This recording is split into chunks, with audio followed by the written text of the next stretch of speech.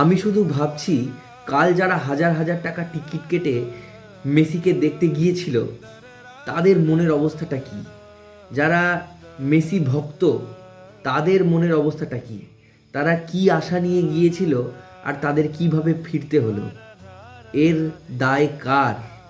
আমি এই ঘটনার তীব্র প্রতিবাদ জানাই।